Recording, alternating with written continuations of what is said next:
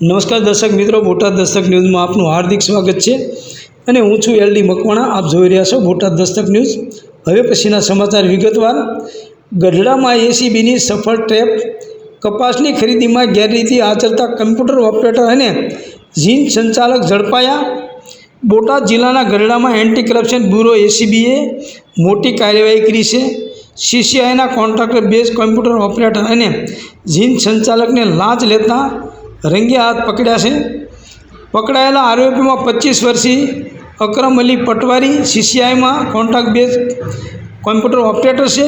બીજા આરોપી 42 વર્ષીય Ghanshyambhai Bodar Kashtbandhan cotton and oil ઇન્ડસ્ટ્રીઝના સંચાલક છે.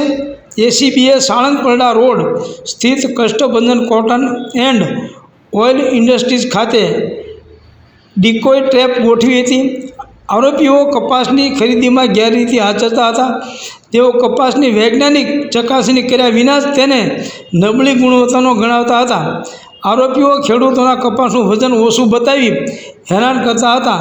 તેઓ અંગત ફાયદા માટે કપાસ લાંચ તરીકે મેળવતા હતા. એસીબીએ બંને આરોપીઓને 265 કિલોગ્રામ કપાસ લાંચ તરીકે સ્વીકારતા પકડી પાડ્યા છે. આ કપાસની કિંમત 19,798 રૂપિયા થાય છે. સૌજન્ય દિવ્યા ભાસ્કર, બોટાદ દસ્તક ન્યૂઝ, એલડી મકવાણા, બોટાદ.